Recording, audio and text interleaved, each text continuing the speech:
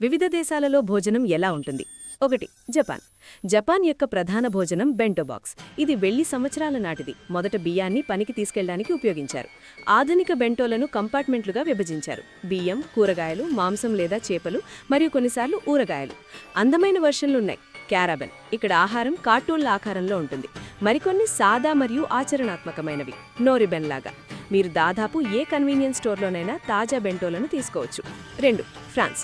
ఫ్రాన్స్లో భోజనం తరచుగా సిట్ డౌన్ వ్యవహారం. మెనూ డు జూర్ సాధారణం. 3 వంటకాలతో కూడిన స్థిరధర భోజనం. ఇది సాధారణంగా సూప్, సలాడ్ లేదా పేటే వంటి తేలికపాటి ఆకలితో ప్రారంభమవుతుంది.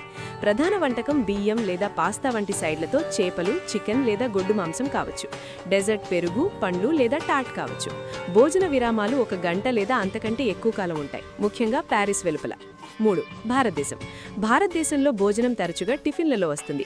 పేర్చబడిన మెటల్ లంచ్ బాక్సులు. ఇంట్లో అవి బియ్యం, పప్పు, కూరగాయల కూర, రోటీలతో నిండి ఉంటాయి. ఈ భోజనాలను ప్యాక్ చేసి తీసుకెళ్లడం మాత్రమే కాదు, తరచుగా డబ్బావాలాస్ అనే కార్మికుల నెట్వర్క్ ద్వారా వీటిని డెలివరీ చేస్తారు. ముంబై వంటి నగరాల్లో డబ్బావాలాస్ రోజుకు 2 లక్షల టిఫిన్లను డెలివరీ చేస్తారు. ఇది ప్రపంచంలోనే అత్యంత సమర్థవంతమైన ఆహార డెలివరీ వ్యవస్థల్లో ఒకటి. 4. డెన్మార్క్. డెన్మార్క్లో భోజనం అంటే స్మోరెబ్రోడ్, ఓపెన్ ఫేస్డ్ శాండ్విచ్. దీనిని రగ్బ్రోడ్ అని పిలువబడే దట్టమైన రై బ్రెడ్తో తయారు చేస్తారు. టాపింగ్స్ జాగ్రత్తగా పొరలుగా ఉంటాయి. పిక్లింగ్ హెర్రింగ్, రోస్ట్ బీఫ్, గుడ్డు లేదా లివర్ పీట్. వాటిని యాదృచ్ఛికంగా కొట్టరు.